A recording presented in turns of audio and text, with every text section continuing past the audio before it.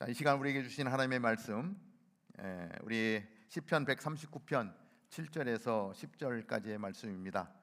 짧은 구절인데 우리 한 목소리로 같이 한번 보도록 하겠습니다. 139편 7절입니다. 시작. 내가 주의 영을 떠나 어디로 가겠습니까? 내가 주 앞을 떠나 어디로 피하겠습니까? 내가 하늘로 올라가도 거기에 계시며 지옥의 잠자리를 마련해도 거기에 계십니다. 내가 새벽 날개를 타고 바다 저 끝에 내려앉더라도 어디에서든 주의 손이 나를 인도하시며 주의 오른손으로 나를 꼭 붙드실 것입니다. 아멘.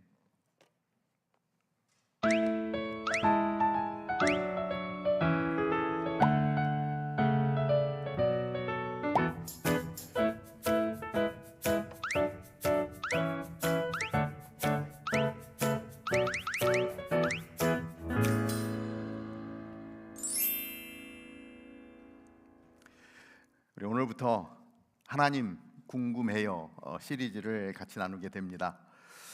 우리가 신앙생활을 하면서도 많은 질문거리들이 있죠. 하나님 앞에 질문을 드리고 풀리지 않는 숙제들을 안고 살아갈 때가 많습니다. 특별히 우리 7월, 8월 두 달간 우리가 한 가지씩 우리의 궁금증들을 풀어가며 성경에서 답을 찾아가는 그러한 시간이 되면 좋겠습니다. 오늘은 하나님, 제가 정말 필요할 때 어디 계셨나요? 혹시 이러한 질문을 던져본 적이 있습니까? 내가 절실하게 하나님이 필요한데 하나님이 안 계셔. 정말 하나님 계실까라고 하는 의문이 드는 그러한 시간들. 기독교라고 하는 종교를 가지고 있다라고 우리 표현을 하는데 종교는 다 같은 거 아닌가? 라고 하는 질문도 던져보게 됩니다. 그리고 또 하나는 내가 기도할 때 정말 하나님은 이 기도를 듣고 계시는가?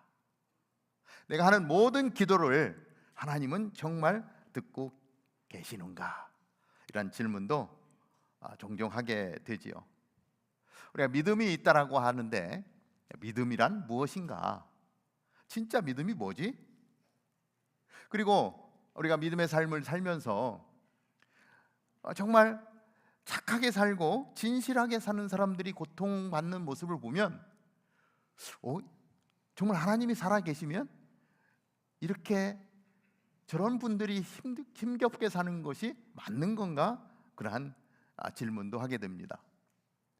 오늘을 살아가는 특별히 21세기의 문화 속에서 진짜 크리스찬이라면 어떻게 살아야 되는가? 이러한 믿음에 대한 고민도 하게 되고요. 내가 죽고 나면 그 다음엔 정말 어떻게 되는 거지? 죽음에 대한 질문들도 우리가 던져보게 됩니다.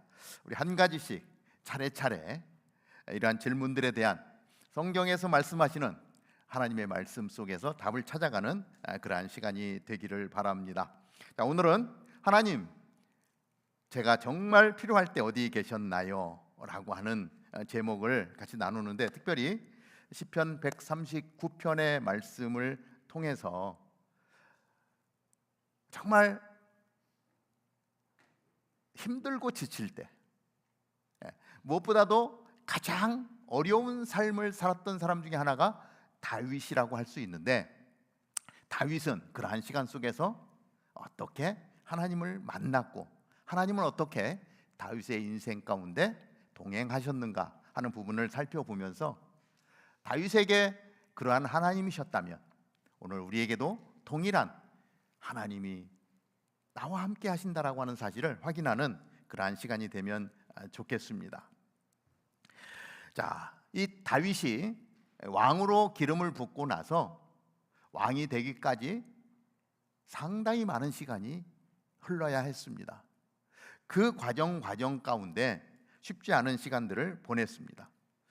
특별히 이 고난과 절망의 시기를 살아가면서 하나님이 없는 것 같은, 그렇지만 알고 보니까 그러한 시간에도 하나님은 함께 하셨다라고 하는 것을 이 다윗의 인생을 통해서 시편의 노래로 우리 가운데 보여주고 있는 것을 보게 됩니다. 그래서 이 다윗의 인생을 통해서 다윗은 끝까지 자기와 동행하신 하나님의 이름을 높이며 노래하고 있는 것이 바로 시편 139편이다라고 하는 것입니다. 자, 오늘을 살아가는 여러분들의 인생은 어떻습니까?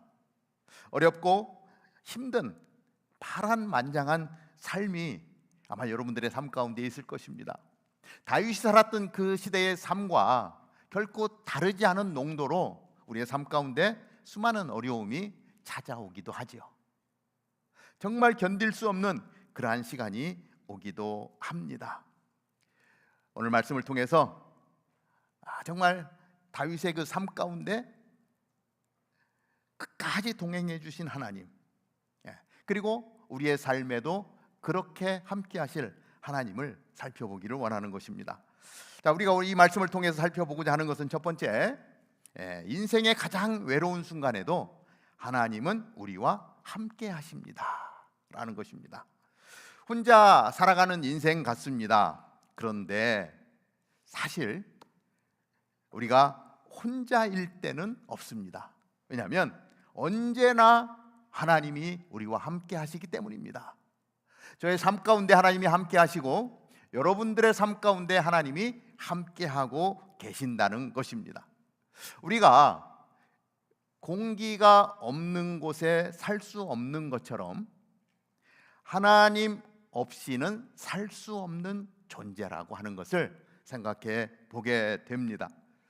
단지 하나님이 안 계신 것처럼 느껴질 뿐인 거예요. 하나님은 이 땅에 충만하신 하나님입니다. 그 하나님 없이는 우리는 살 수 없는 존재다라고 하는 것이죠. 자, 다윗은 하나님을 묵상하면서 이 하나님의 전지전능하심, 그리고 이 땅에 충만하신 하나님의 그 편재성을 깨닫고 노래하는 거예요. 기쁘고 행복할 때뿐만이 아니라 외롭고 슬플 때에도 함께 하시는 하나님, 그리고 하나님을 직접적으로 경험하게 되어지는 것이죠. 하나님을 알고 나니까 그의 이름을 높일 수밖에 없고 노래할 수밖에 없는 다윗의 삶이었다라고 하는 것입니다. 우리 어렸을 때 이렇게 밤이 오면, 그렇죠, 시골에서 이렇게 자랄 때 뭐 전기나 가로등이나 이런 게 없다 보니까 해가 지면 금방 어두워지죠. 캄캄해서 아무것도 안 보이면 그 캄캄한 밤에 바깥을 나가기가 쉽지 않습니다. 자, 그러한 때에 어느 날 엄마가 아이에게 야, 뒷마당에 가서 빗자루 좀 가지고 올래? 하고 부탁을 했습니다. 그랬더니 이 아이가, 조그만 아이가, 지금 바깥에는 어때요? 아주 캄캄한 칠흑 같은 밤이죠. 밤이 되면 뭐가 나오죠?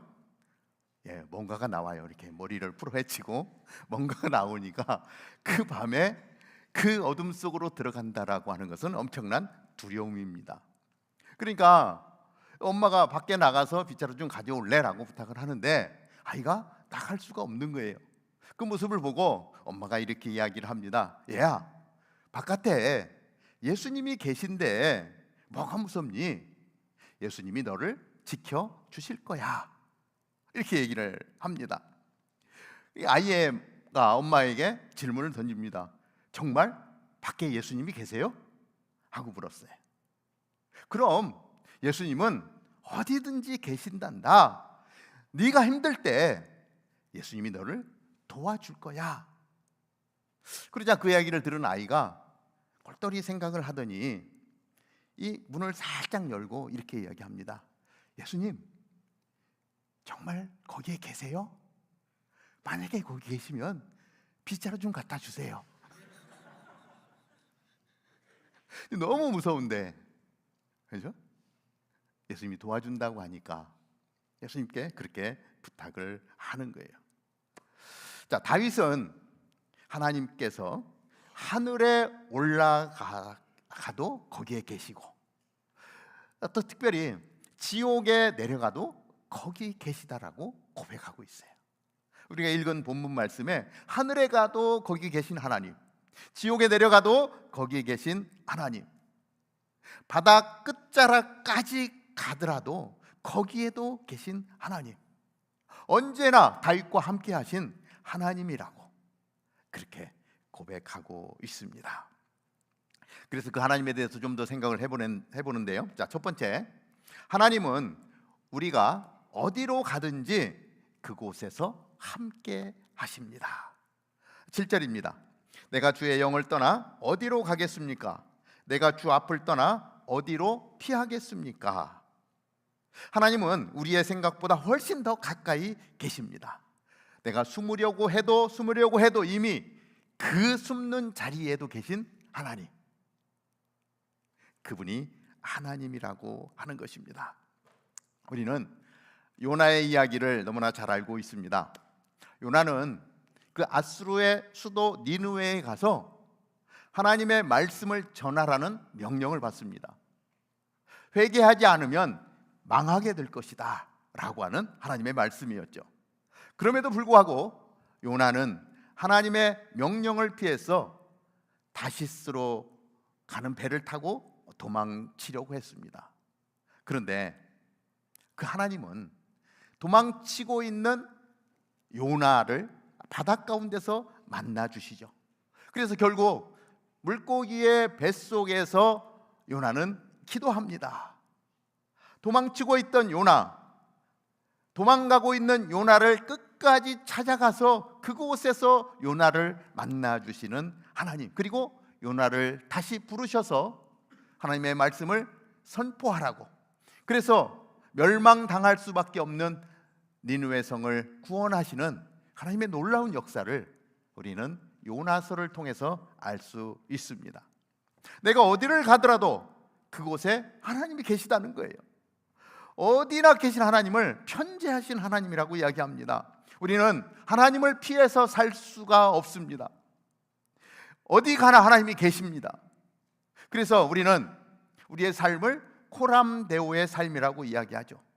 매일매일 순간순간 우리는 하나님 앞에서 살아가는 것입니다. 하나님이 어디에나 계신 것을 알게 되면 사실 우리의 삶이 달라질 거예요. 지금 내가 있는 이 순간에 하나님이 안 계시다고 생각하는 거예요. 여기는 모르실 거라고 생각하는 거예요. 그러니까 어떻게 되는 거예요? 내가 살고 싶은 대로, 내가 하고 싶은 대로, 내 마음대로 마음껏 하고 사는 것은 여기에 지금 하나님이 안 계시다라고 하는 확신이 있기 때문 아니겠습니까? 지금 하나님이 두 눈을 시퍼렇게 뜨고 나를 주목하고 보신다라고 하는 사실을 기억하면 우리 삶의 자세가 틀려질 거예요. 결코 내 마음대로 그렇게 살지 않게 될 것입니다. 집에 가니까 하나님이 딱 계셔. 공부하려고 학교에 갔는데 하나님이 책상 앞에 딱 앉아 계셔. 일하러 출근했는데 하나님이 그 출근한 회사에도 계셔.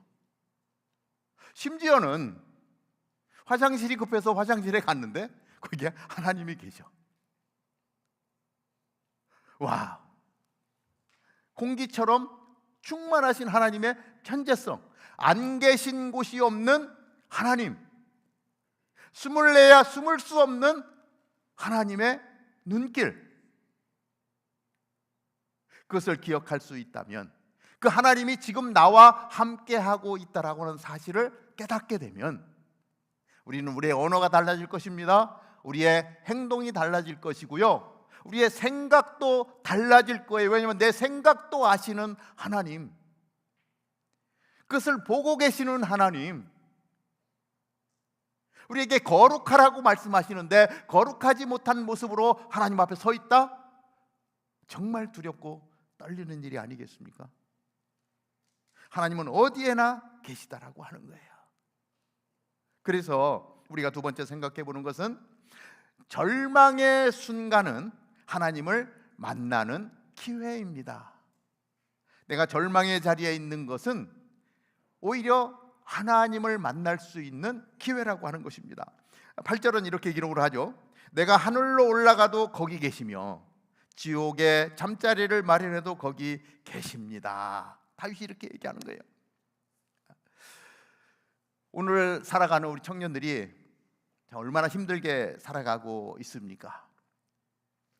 21세기를 살아가는 것 쉽지가 않습니다. 이미 오래전 얘기지만 벌써 한국의 3포, 5포, 7포 여러분들 얘기 많이 들어봤죠? 연애를 포기하고 삽니다. 그래서 결혼도 포기하는 것이죠. 출산도 포기하죠. 그래서 이 3포가 엄청 유행했었어요. 근데 시간이 지나니까 이거 가지고 안 되는 거예요. 5포로 늘어납니다. 내 집 마련하는 거 포기해버립니다. 이건 불가능한 일이다. 그러니까 어떻게 해요? 내가 집을 안 살 바에는 차라도 좋은 거 타고 다니겠다. 그래서 좋은 차를 사고 마음껏 누리는 거죠. 인간 관계도 포기하는 거예요. 그래서 5포가 되는 거예요. 그래서 또 시간이 지나니까 더 포기할 것들이 많이 생겨납니다. 꿈도 포기해야 돼요. 희망도 포기해야 돼요. 아무것도 붙들 수 있는 것이 없는 거예요. 그래서 젊은이들이 삶을 포기해버리고 될 대로 되라라고 하는, 아무리 내가 애를 쓰고 수고해도 올라갈 수 없는 힘든 삶, 그것이 오늘을 살아가는 우리 청년들이 안고 있는 고민이라고 하는 것이죠. 얼마나 힘든지 모릅니다. 감사한 것은 우리 다운타운 캠퍼스가 지난 토요일 날 한국에서 결혼식이 있었고요. 이번 주 토요일에도 시애틀에서 결혼식이 있습니다.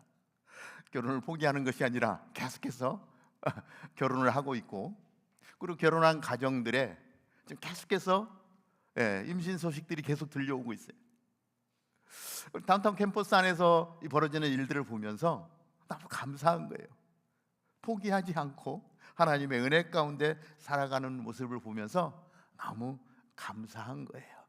이것이 우리 다운타운 캠퍼스만이 아니라 정말 여러분들이 살아가는 우리 청년들이 이러한 꿈을 갖고, 이 가정에 대한 꿈을 가지고, 결혼에 대한 꿈을 가지고, 소망을 가지고 나아갈 수 있는 청년들이 되면 얼마나 좋을까 하는 생각을 한 번 더 해보게 됩니다.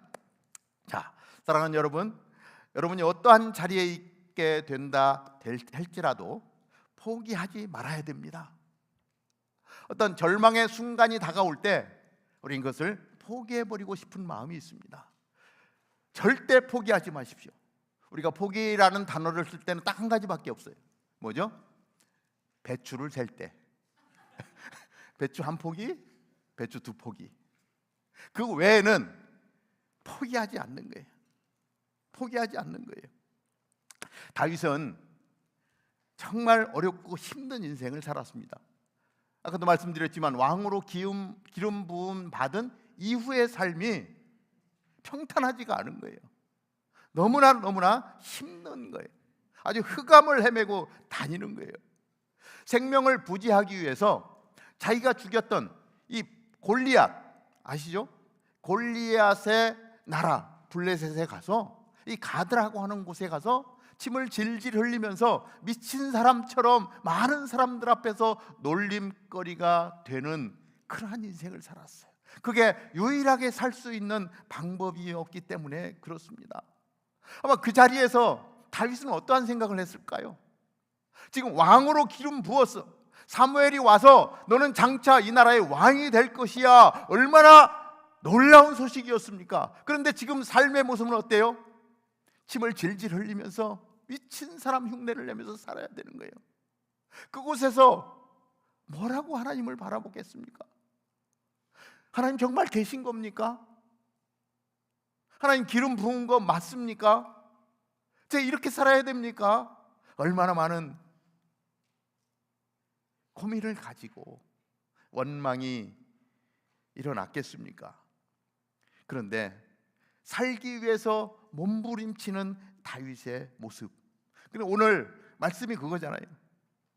내가 주의 영을 떠나 어디로 가겠습니까? 하늘에 올라가도 지옥에 내려가도 거기에 계신 하나님, 내 미친 짓을 하면서 살 수밖에 없는 그러한 상황 속에서 하나님 없는 것처럼 느껴지는 그러한 속에도 하나님은 계셨다라고 하는 것을 다윗이 뒤늦게 깨달은 거예요.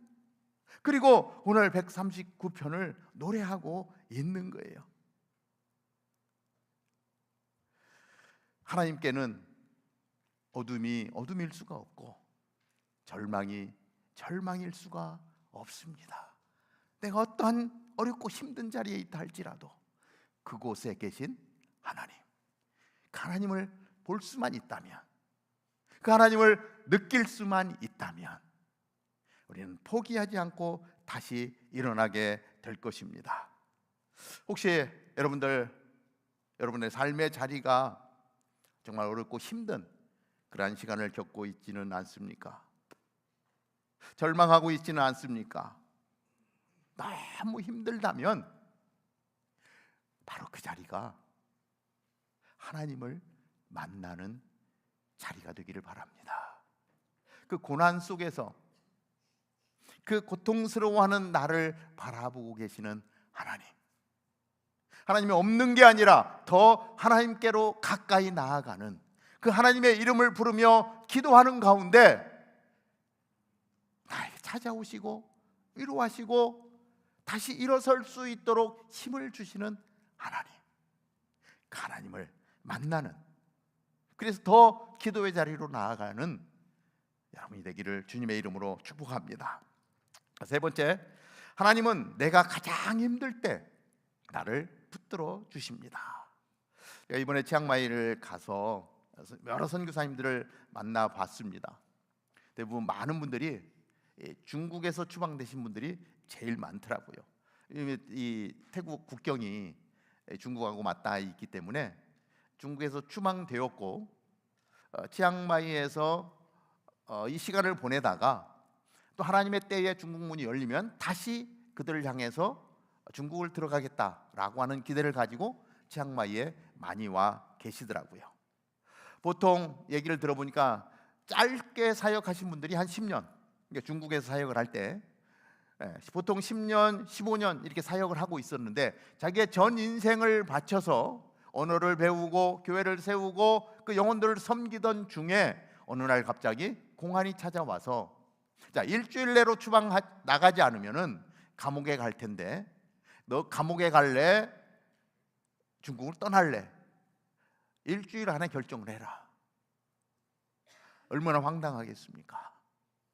그래서 다 추방을 당해서 나오신 분들입니다. 그 얘기를 이렇게 듣는데 그 시간에 얼마나 힘들었을까? 그렇죠? 10년, 15년 정성을 쏟아부어서 정말 그 한 영혼을 품고 섬겼던 그 시간들인데 그 모든 것들이 다 물거품이 되는 그런 시간들, 갑자기 찾아온 이 통보를 받고 얼마나 막막했을까?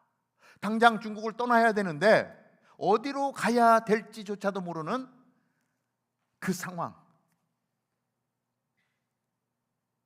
아무런 갈 데가 없는 그러한 상황 속에서 얼마나 하나님을 원망했을까, 이런 생각이 들더라고요. 그런데 한 분 한 분 얘기를 나누면서 들어보니까 결코 하나님을 원망하지 않았더라고요. 그래서 또 하나님이 지금 한쪽 문을 닫으신 하나님이 어떻게 인도하실까 하나님 앞에 기도하며 나아갈 때에 하나님이 치앙마이로 이렇게 인도해 주신 거예요. 그러니까 중국이라고 하는 문을 닫고 치앙마이 태국 문을 열어주셔서 그곳으로 오게 하신 하나님. 그런데 이분들이 무엇을 얘기하냐면, 자, 내가 태국 말도 모르고 어떻게 살아가야 할지 자체도 막막하고, 그런데 치앙마이를 왔더니 여기에 왜 이렇게 중국 사람이 많냐는 거예요. 이번 선교에 캄보디아에 계신 우리 강준원 선교사님 부부를 초청을 했습니다. 같이 사역을 섬기고 또 캄보디아의 선교 이야기도 듣고 싶어서 초청을 했습니다. 강준원 선교사님도 똑같은 얘기를 하더라고요. 캄보디아에 갔더니 중국 사람이 약 200만 명 정도가 캄보디아에 살고 있더라는 거예요. 강준원 선교사님도 딱 중국에서 10년을 섬겼는데, 그래서 중국말로 이제 설교를 하면서 교회를 세워가고 있었는데 갑자기 추방을 당한 거예요. 그리고 캄보디아의 문이 열리면서 갔더니 중국 사람이 200만 명이 있더라. 그러니까 치앙마이로 왔는데 치앙마이에 중국 사람들이 너무 많은 거예요. 그래서 한 선교사님은 다시 중국 사람들을 상대로 치앙마이에서 교회를 개척해서 중국 사람들과 함께 예배를 드리는 중국 교회를 세우셨더라고요. 중국 본토에서 추방을 당해서 치앙마이에 나와서 치앙마이에 있는 중국 사람들을 섬기면서 중국말로 설교하고 계속해서 끊임없이 교회를 세우게 하시는 하나님의 은혜를 이야기하더라고요.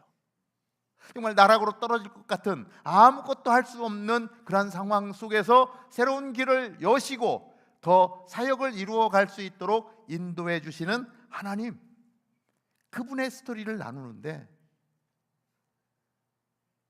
정말 감동이었어요.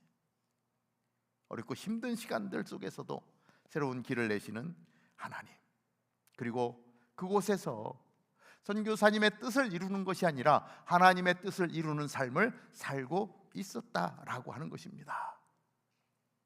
그분들의 이야기를 들으면서 살아계신 하나님, 오늘도 역사하시는 하나님을 기억할 수 있었습니다. 나보다도 나를 더 아시는 하나님, 그분이 나의 형편을 알고 계신 거예요. 신혼부부들 집에 가면 이런 게 있더라고요. 이렇게 그 아이를 볼 수 요새는 이제 뭐 CC 카메라가 너무 많이 나와서 아이를 볼 수 있는 카메라를 설치하고 소리도 다 들리는 거예요. 그러니까 이렇게 집에 가면 목사님 오셨습니까? 라고 막 얘기하다가 갑자기 아이 울음소리가 나는 거예요. 스피커를 통해서 아이 울음소리가 들리면 엄마가 얼른 쫓아갑니다. 그걸 보면서 아이의 모든 것들을 보고 있는 엄마의 모습, 목사님 와서 목사님하고 대화하면서도 엄마의 귀는 어디가 있어요? 스피커를 향해 있는 거예요. 엄마의 눈은 어디가 있어요? 모니터를 향해 있는 거예요. 왜? 아이가 혹시 울까 봐, 자다 깨서 울면 우유를 줘야 되니까, 젖을 줘야 되니까 온통 아이에게 집중하고 있는 엄마의 모습을 보게 되더라고요. 하나님이 그런 것 같아요. 하나님이 CC 카메라를 다 설치해 놓고 소리를 듣게 하고 우리를 바라보는 거예요. 왜? 감시하려고? 아니죠. 아이를 보살피기 위해서, 나의 삶을 도와주기 위해서, 불편한 거가 있으면 불편한 것들을 제해주기 위해서 하나님은 주목해서 보는 거예요. 엄마가 아이를 그렇게 바라보듯이 하나님은 우리를 그렇게 바라보는 거예요. 그 모습을 다윗은 이렇게 이야기하는 거예요. 139편 1절이죠. 오 여호와여, 주께서 나를 살펴보셨으니 나를 아실 것입니다. 내가 앉고 서는 것을 아시고 멀리서도 내 생각을 아십니다. 하나님이 다 보고 계신 거예요. 바라보고 계신 거예요. 상황을 아시는 거예요. 민영자매가 조금 아까 간증을 해주셨는데 어렵고 힘든 시간들, 여러분들 왕따 당해보셨나요? 우리 시절에는 일진들이 너무 판을 치고 다니면서 웬만한 사람들은 이 삥땅도 찍히고 매도 맞고 이런 일들이 비일비재했습니다. 근데 그런 일을 한번 당하고 나면 얼마나 힘든지 몰라요. 뭐 지금도 왕따는 일본에서는 아예 이지메라 그러죠. 한 사람의 인생을 완전히 구렁텅이로 몰아넣기도 합니다. 그런 일들이 우리 가운데 있다라고 하는 것이죠. 그런데 오늘 고백이 뭐예요? 간증이 뭐예요? 그러한 상황 속에서 나를 건지시는 하나님, 훈련을 통해서 새롭게 빚으시고 정말 하나님의 영광을 위하여 내 인생을 드러내시는 하나님, 그 아픔의 상처를 다 씻어내시고 하나님이 원하시는 자리로 옮기셔서 그 길을 가게 하신 하나님. 간증을 보면서 하나님은 오늘도 그렇게 우리를 살피시고 우리를 주목해서 보시고 우리를 통해서 영광 받으신다라고 하는 것입니다. 그렇기 때문에 나의 상황이 어떠한 상황 가운데 있다 할지라도 그 상황 속에서 절망하고 포기하는 것이 아니라, 그 상황을 두려워하는 것이 아니라 두려움 가운데서 나를 바라보시고 다시 새롭게 하실 하나님을 기억하며 하나님을 예배하는 거룩한 삶을 사는 저와 여러분이 되기를 주님의 이름으로 축복합니다. 기도하겠습니다.